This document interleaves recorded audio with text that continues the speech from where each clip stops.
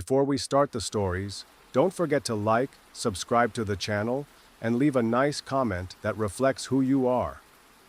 I'm Elias Rifas, and I've been working as a night guard for over 20 years. I'm used to the cold, the sound of metal clashing, and the shadows moving with the wind. But there was one place that changed my life, somewhere I probably shouldn't have agreed to work. It was an abandoned factory outside town, a huge building with high ceilings and windows covered in dust. They used to make parts for heavy machinery there, but it had been shut down for years. One of my union friends offered me a job there, a quiet gig. "Just watch the place at night, Elias," he said. The pay was good, so I agreed. Who would say no? On the first night, everything was quiet. They gave me the keys and a flashlight and asked me to check the place every 2 hours. No cameras, no internet, just an old radio. The guard's office was a small metal room by the entrance. I walked through the hallways. The walls were covered in old graffiti and my footsteps echoed. I felt like someone was following me, but I told myself it was normal and I'd get used to it. Then, on the second night around 3 a.m., I heard a strange noise, a loud bang like something heavy had fallen to the floor. I grabbed the flashlight and checked it out until I reached the assembly area, where the big machines were covered with worn-out tarps. Everything seemed normal, but I noticed a cover lying on the ground, so I picked it up carefully. I thought I'd find a rat or a cat underneath, but there was nothing, just a small puddle of water shaped into a perfect circle. Then I saw someone standing there, dripping water, even though the place was completely covered. I went back to the room feeling uneasy. I turned on the radio to some quiet music to calm down, but suddenly the radio cut out. I thought the battery died, but when I touched it, I felt a faint buzzing, then heard a low sound. Someone was breathing close to the mic. It went on for a few seconds, then stopped. I looked out the window. Everything was dark and quiet, until I saw a shadow pass down the side corridor. I rushed out but found no one, no sound, no sign of anyone. I went back to the room, locked the door with the key, and suddenly the radio started working again. This time, I heard a clear, cold voice, like ice, saying, "You shouldn't have come back." That's when I knew something strange was going on in this place. I sat still for a long time, staring at the radio. The voice wasn't normal. It felt like it was coming right from behind me, but it was actually inside the radio. It was low and tired. The speaker didn't say much. I tried to convince myself it was just interference. Old factories pick up weird signals sometimes, but all I heard was static.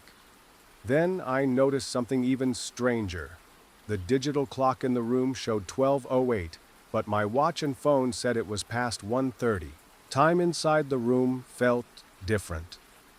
I decided to take another walk, not because I wanted to, but because standing still felt like it might make things worse. I reached the end of the factory where the old changing rooms were. I'd never been in there before, but that night the door was slightly open. Inside, the atmosphere was different. There was this smell of metal and wet wood, though it wasn't just dampness. The seats were covered in dry leaves, even though there were no windows. In the middle, on one of the seats, I found a jacket just like mine, even with my name, Elias Reeves, embroidered on it. I moved closer slowly, the flashlight trembling in my hand. I touched the fabric. It was warm. Someone had been wearing it. I suddenly heard a whisper behind me, "Don't close the door." I quickly turned around, no one there, but the door slowly closed on its own, with no wind. I ran and pushed the door hard. It creaked like it hadn't been opened in years. I fled to the main hallway, my heart pounding. In the room, I found another surprise, an open notebook on the table that wasn't there before. On the first page, written in shaky black handwriting, it said, "Night Shift Log." I flipped through the pages filled with notes about the noises, the hallways, the radio, the whispers, even the jacket and the watch that don't show the real time. But what froze me was the last line. Elias Rivas, Shift 31, still here. Inside, the line looked exactly like my handwriting. I slammed the notebook shut. Am I dreaming? Is this some kind of trick? Or did I inhale something weird? But I felt something for sure. This place has been watching me since day one. Something knows my name, my schedule, and doesn't plan on letting me leave. The night was quiet as usual, but the factory wasn't the same anymore. I felt like the building was breathing, and there was something awake, moving in every corner. I looked at the notebook again and found a new line. This time it said, "Don't go." Angry, I ripped out the page and threw it in the trash. The sound of the paper tearing was the only thing that broke the scary silence. I couldn't take it anymore. I grabbed my stuff, took the keys, and decided to leave the room. I kept looking at the clock, 12:02, but my phone said dawn was near. I headed to the main gate, but the factory had changed. The corridors were longer, new doors and hanging pipes appeared that I'd never seen before. I heard heavy footsteps nearby. I turned off my flashlight and hid behind a pillar. I saw a tall, thin shadow wearing a guard's uniform like mine, but with no face. It passed close to me. I felt an intense cold, like it paused for a moment and could smell me. Then it vanished into the darkness. I ran to the gate, unlocked it, and went outside. The air changed back to the usual dawn smell: smoke, fog, cold dust. I turned around to look at the factory, but it was gone. There was nothing there but empty ground, and the old foundation ruins. My phone shows 3:06 a.m. I stood there trembling, keys still in my hand. Since that day, I never worked as a night guard again. Not out of fear, but because I feel like the factory could come back any night. If someone else takes that shift, I hope they read the logbook at the right time. Music. I never believed in ghost stories. I thought they were just ways to entertain kids or scare the gullible. My name's Carlos, and I used to work as a manager at a tech company. Part of my job was working night shifts. The building was almost empty at night, with only a few employees around. I'd watch over the servers and make sure work was quiet and routine while everyone else was resting. Until that night that changed everything. One night I was sitting in front of my computer on the first floor. The desk lamp lit up the room, but the rest of the building was plunged in darkness. The AC was humming softly, and the only sound breaking the silence was the clicking of the keyboard. Everything seemed normal until around 3 a.m. I decided to do my usual patrol. I walked through the empty hallways, checking the doors were locked. I glanced at the security cameras. Everything looked fine, but when I got to the last office down the hall, I felt a strange cold breeze, not normal air but thick and heavy. The whole atmosphere seemed off. I looked out the office window. Everything was quiet, but the hallway light flickered. I tried to ignore it and kept working. Then I heard a faint cracking sound, not loud but clear in the stillness of the night. I glanced down the side hallway near the break rooms and saw a shadow, not very clear but a tall, thin shape. Its eyes weren't glowing like they should. I felt goosebumps. The eyes were watching me. Something was watching me, and I couldn't figure out what it wanted. The air got heavier, and the distance between me and the shadow seemed to stretch. I couldn't move. Some invisible force pinned me down. Then I heard the cracking again. Once again, this time closer, the shadow moved slowly like it was sliding without a physical body, appearing and disappearing. My mind realized something strange was happening, but my body finally moved. I went back to my desk and tried to forget what I saw, but when I sat down, something made my blood run cold. A new log appeared on the computer screen that I hadn't written. The date was that night at 2:10 a.m., the exact moment I saw the shadow. The message said, "Carlos, why didn't you see me?" I felt my throat tighten. I looked around, making sure someone wasn't messing with me, but the building was empty. Everyone had left. I tried to delete the message, but the screen froze. Then I heard a whisper. Carlos was. A low voice, like a distant echo but so close. I turned around. No one there, but I knew I wasn't alone. The whisper was usually closer. Carlos. My heart almost jumped out of my chest. The building, which was always quiet, suddenly felt like the scariest place. I tried to convince myself it was just a hallucination or a glitch in the system, but the goosebumps on my skin were real. I got up slowly, trying not to make a sound. Every step echoed in the dark. When I reached the corner of the hallway, my eyes landed on the break room where I saw a shadow. Something was pulling me in, even though my instincts were screaming at me to run. Suddenly, the lights flickered and then went out completely. I froze in the darkness, then a faint light appeared from far from the computer screen in the office. It felt like it was calling me. I walked closer, and with every step, my breath got heavier, and I felt like someone was watching me more and more. When I reached the desk, I saw a new message on the screen. Now you're close. I shut my eyes tight, but the whisper came back, closer than ever. Carlos, why are you ignoring me?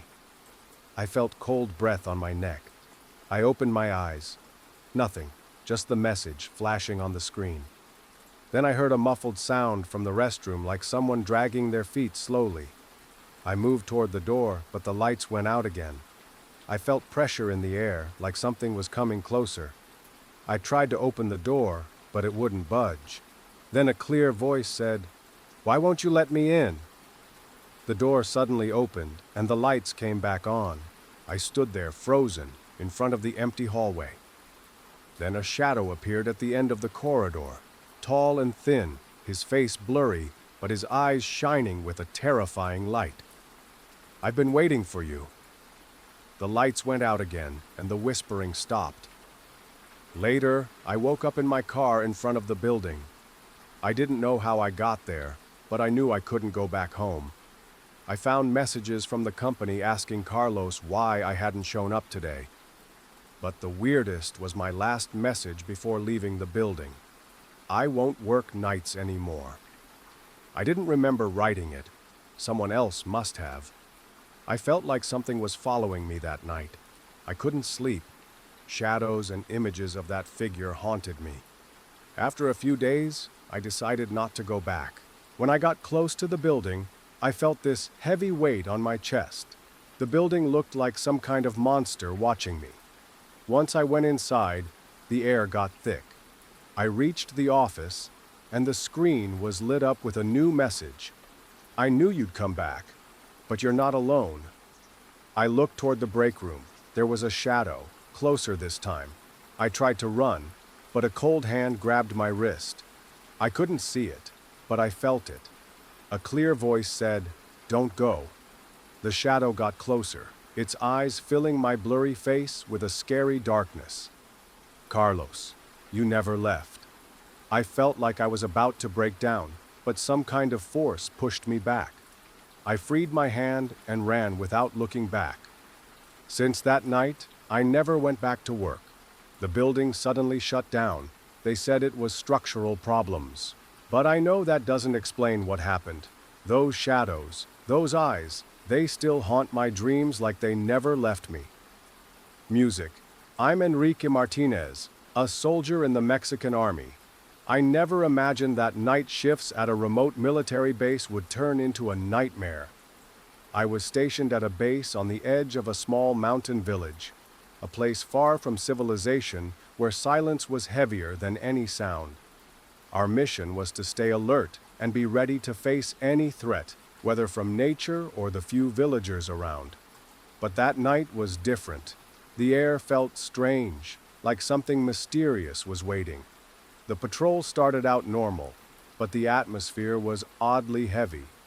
I was with my partner. Soldier Diaz was a tough, strong guy, but that night he was unusually quiet. Suddenly, in a low voice, he asked me, "Martinez, did you feel something strange?" I replied, "Strange? What do you mean?" He looked at me with worried, shining eyes and said, "I don't know, but there's something in the forest." The cold was intense, way too cold for this time of year. I brushed off what he said, thinking he was just imagining things. But the silence felt heavier, and my breath hung in the air. Suddenly we heard slow footsteps. Someone was dragging their feet with difficulty. I glanced at Diaz. He was holding his rifle and gestured for me to stay quiet. The footsteps got closer, but we couldn't see anyone. The field was dimly lit, but empty. Then the footsteps stopped all of a sudden, and I shivered and looked at Diaz, but he'd vanished. I got confused. Where did he go? I followed the sound into the forest. The fog was thick, and my flashlight barely cut through it. I heard a crack behind me, spun around fast. Nothing but fog and trees that seemed to be moving. I felt like I was being watched. Then the footsteps came back, faster this time. Someone was running toward me. I stopped, breath caught. A figure appeared in front of me. A man, or at least he looked like one. His face was hidden in deep shadows, his body moving oddly, breathing heavy, like he wasn't human. The shadow moved closer slowly. I felt something chill me, like he knew me. My hand shook on the rifle, but something held me back from shooting. The shadow stopped, then suddenly vanished, like the fog swallowed him whole. I listened, just silence. Diaz's voice called out from afar. I saw him coming through the fog, but he wasn't like usual.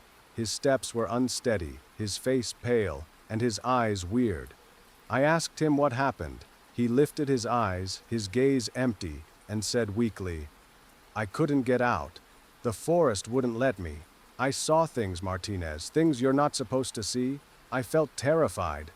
He said he saw shadows moving between the trees, not human, but moving like humans, watching us, waiting for us. He was shaking, completely consumed by fear. We decided to head back to base, but then we heard a sound, not the wind, but a whispering moan calling our names. It seemed to come from everywhere. Then I saw eyes in the dark, big, red, inhuman. Diaz saw them too and froze. We shouted at him, but the shadow kept getting closer. The fog thickened, the air felt heavy all of a sudden. A cold wind blew, and the eyes vanished. Diaz pulled me back, and we ran to the base. When we got there, Sergeant Lopez was looking at us worried. I explained what happened, but he seemed hesitant. Then the whisper came again, this time from inside the base. I looked at Diaz. He was pale and trembling. Lopez didn't hear anything, but he looked uneasy. The atmosphere got heavier, like the base itself was watching us. The whisper was in my head, calling my name. Diaz seemed to be fighting something inside. I asked Lopez if he heard it. He denied it, but his eyes gave him away. He was suspicious. I decided we needed to leave. I told the sergeant, "This place isn't safe." He hesitated. Then Diaz suddenly stood up and started walking toward. The door creaked slowly, like it was cursed.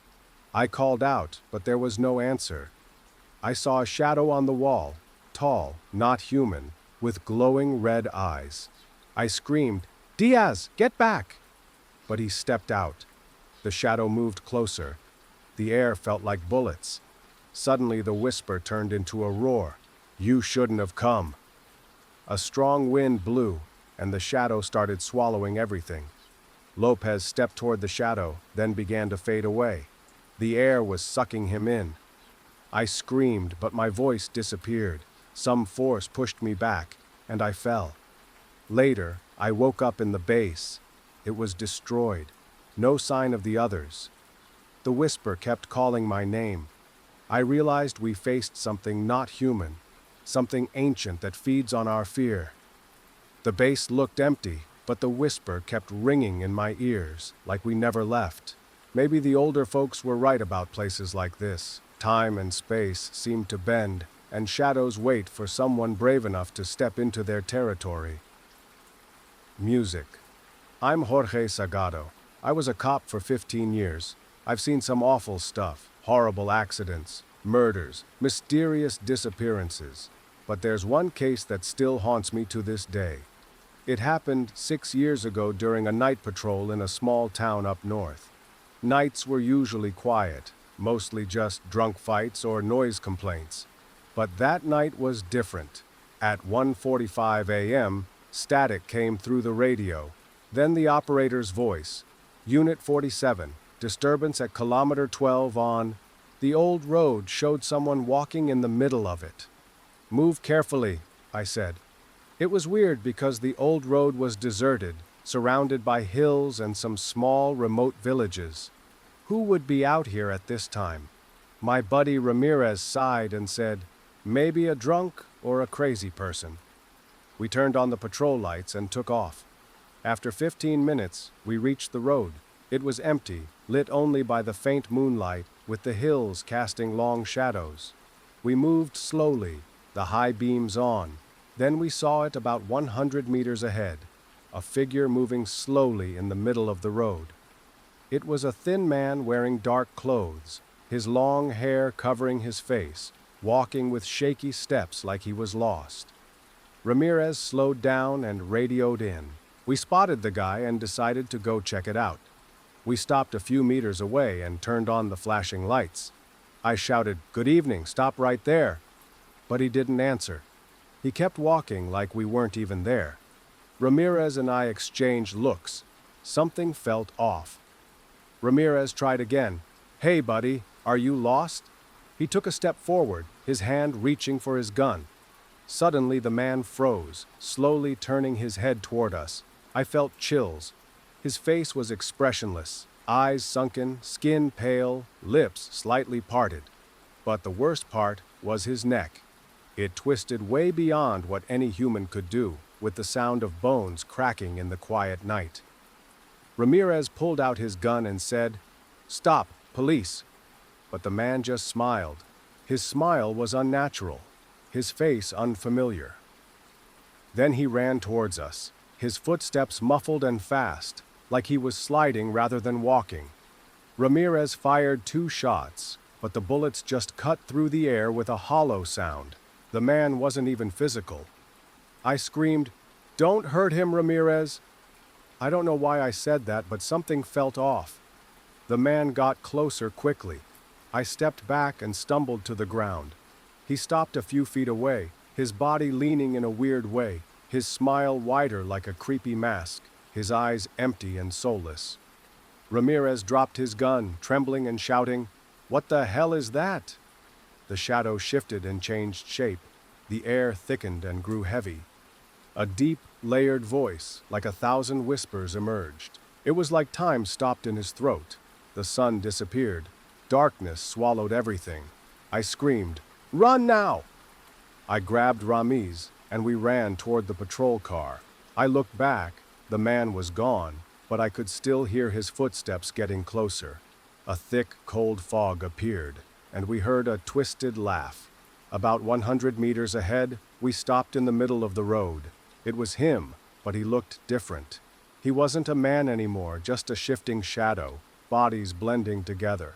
My legs froze. I knew he was after us, no way out. I shouted, "Ramiz, run!" But he didn't move. Something invisible had grabbed him. The shadow got closer, his face now without a smile. But he wasn't alone. Something else was in the dark. I woke up after hearing a deep voice like it came from a well. "You will be part of this now." Jorge's voice froze. He knew my name like it was coming from everywhere. The shadow jumped insanely fast. I felt a tightness in my chest, like something was pulling me closer. His eyes were empty, his face twisted. Thick fog surrounded us. I started choking. Suddenly, Ramirez screamed, a scream of pain. I saw him convulse, his eyes popping out of their sockets. The darkness was pulling him in. I ran toward him, but some unseen force threw me to the ground. The shadow vanished, blending into the darkness. The fog cleared, and the symbol disappeared. I stood up trembling, cold biting me. The moon shone again, but the fear never left. The patrol was there, but I couldn't move. I reached it, and suddenly a message popped up on my phone. "Missing person report. Officer Ramirez, ID 08267, disappeared at 6:10 a.m. Kilometer 12, the old road, the case is closed, the notice disappeared, and the phone went dead. That's when I realized there are some old dark forces feeding on fear. As a cop, I became their target. Even now, nights chase me, and the darkness shows no mercy. If I ever go back to that road, I know I won't be alone.